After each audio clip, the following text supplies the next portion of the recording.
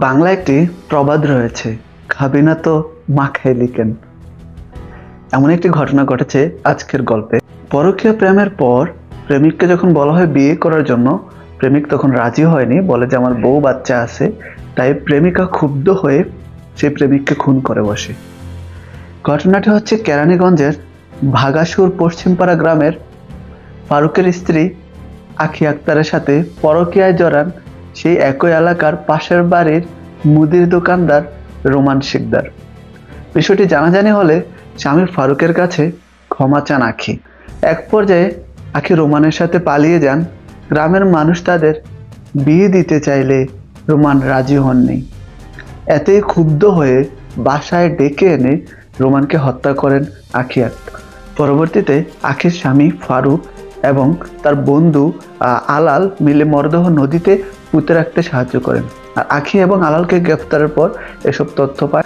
আসসালামু আলাইকুম বন্ধুরা, কেমন আছেন সবাই? আশা করি অনেক ভালো আছেন। আজকের সত্য ক্রাইম ঘটনা নিয়ে আমি মোহাম্মদ ওয়াহিদ সরকার আছি আপনাদের সাথে। আজকের ঘটনাটি শুরু করার পূর্বে বলে দিচ্ছি, যারা এখনও আমার চ্যানেলটিকে সাবস্ক্রাইব করেননি দয়া করে এখনই সাবস্ক্রাইব করে নিন এবং আপনাদের বন্ধুদের সাথে শেয়ার করে দিন। মমতাজের একটা বিখ্যাত গান রয়েছে, বন্ধু আমার বীরের দোকানদার ও সখী গো। এই গানটি হয়তো আখি আক্তার সিরিয়াসলি নিয়ে নিয়েছিলেন তার বাস্তব জীবনে। হত্যাকাণ্ডের মূল হোতা হচ্ছেন আখি আক্তার। তিনি থাকতেন দক্ষিণ কেরানীগঞ্জের একটি বাসায়। তার স্বামী প্রবাসী, সৌদি আরবে থাকতেন। তার স্বামীর নাম হচ্ছে ফারুক আহমেদ। আখির বাসার সামনে একটি ছোট চায়ের দোকান ছিল।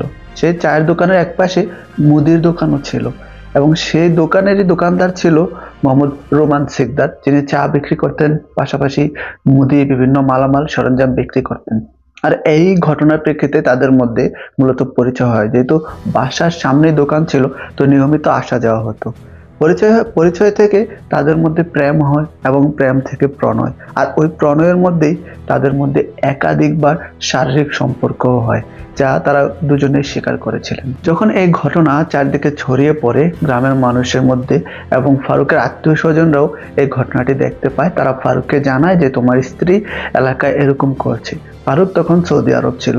সে তৎক্ষণাৎ দেশে ফিরে আসে তার স্ত্রীকে বাঁচানোর জন্য। দেশে ফিরে আসে এবং তাদের মধ্যে যে কথা কাটাকাটি হয়, যে মান অভিমান সমঝোতা হয়, সেখানে তারা দুজনে আলাদা হয়ে যাওয়ার সিদ্ধান্ত নেয়। ফারুক বলে যে এমন স্ত্রী আমার প্রয়োজন নেই। তারা দুজন আলাদা হয়ে যাওয়ার পর তাদের যে পরিবার রয়েছে এবং আত্মীয় স্বজন রয়েছে, আত্মীয় স্বজন এবং পরিবার মিলে তাদের মধ্যে আবার মিটিং হয় এবং তারা পরস্পরকে মিলিয়ে দেয়, বলে যা হয়েছে ভুলে যাও, আবার দুজন একসাথে থাকতে শুরু করো। তারাও সেটা মেনে নেয় এবং তারা পরবর্তীতে পুনরায় একসাথে থাকতে শুরু করে। যদিও বাংলা প্রবাদে রয়েছে, টাকলা দ্বিতীয়বার বেলতলায় যায় না, কিন্তু আখি আক্তার অসংখ্যবার গিয়েছেন। তাদের সমঝোতা হওয়ার পরেও তিনি রোমানের সাথে যে গোপন একটা সম্পর্ক ছিল, সেটা থেকে তিনি কোনোভাবে বেরিয়ে আসার জন্য প্রস্তুত ছিলেন না। তারপরেও তিনি রোমানের সাথে গোপনে সম্পর্ক চালিয়ে যেতে থাকেন।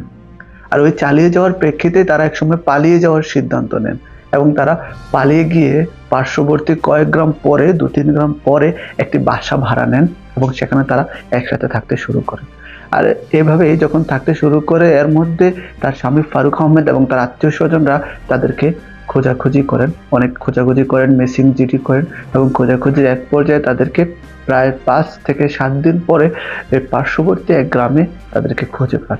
যখন 5 থেকে 7 দিন পর তাদেরকে খুঁজে বের করা হয়, স্বাভাবিক তাদেরকে বলা হয় তোমরা যেহেতু এরকম একটি ঘটনা ঘটিয়েছ, তোমরা বিয়ে করে ফেলো।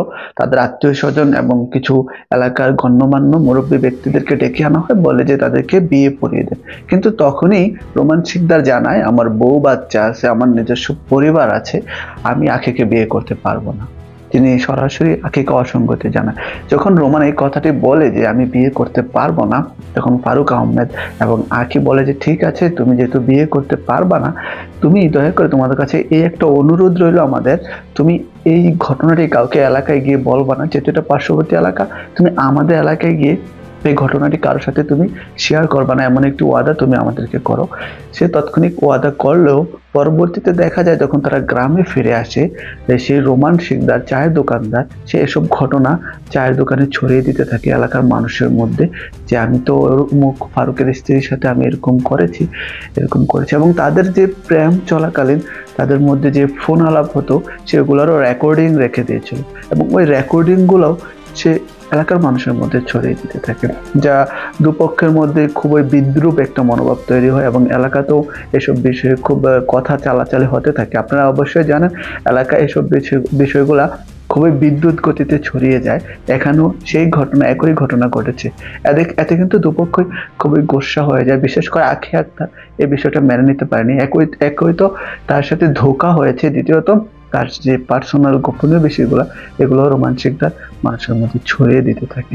আখি আক্তারের যে স্বামী রয়েছে ফারুক আহমেদ, তিনি তো মাঝে মাঝে বিদেশ থেকে আসতেন এবং তিনি রাতে মাছ ধরতে বের হতেন। তাদের যে পুকুর ছিল বা দিঘি ছিল সেখানে মাছ ধরতে বের হতেন। এমন একদিন ফারুক আহমেদ মাছ ধরতে বের হয়, আর আখি ওই সুযোগে রোমানকে ফোন করে বলে যে তুমি আমার বাসায় আসো, কথা আছে। যখন রোমান বাসায় আসে, আখি প্রথম থেকে প্রস্তুত ছিল তাকে মেরে ফেলবে, তাই সে মোটা একটা রড লুকিয়ে রেখেছিল। আর ফারুক রোমান শিকদার আসার সাথে সাথে সে রোমান শিকদারের মাথার পেছনে সে মোটা রড দিয়ে আঘাত করে এবং তাৎক্ষণিক সেখানে রোমান শিকদার মারা যায়। রোমান শিকদার মারা যাওয়ার পর সে কি করবে বুঝে উঠতে পারেনি, সে তো খুবই ভয় পেয়ে যায়। যদিও সে প্রস্তুত ছিল এটার জন্য, সে তার স্বামীকে ডেকে আনে, বলে যে আমি তো এভাবে রোমান শিকদারকে মেরে ফেলেছি, এখন আমি কি করব, আমাকে হেল্প করো।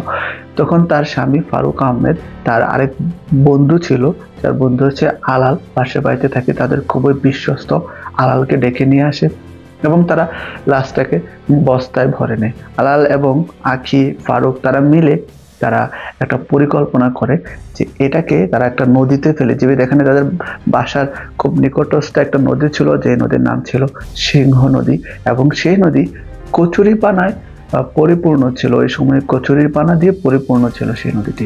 তারা প্ল্যান করে সেই নদীতে রোমান শিকদারকে ফেলে দিবে। তারপর অ্যাজ এ প্ল্যান তারা সেই বস্তার ভিতর অনেকগুলো ইট ঢুকিয়ে দেয় এবং ইট বেঁধেও দেয়, যেন সেই লাশটা কোনোভাবে উপরে ভেসে উঠতে না পারে, এলাকাবাসী যেন কোনোভাবে এই ঘটনাটা সম্পর্কে জানতে না পারে।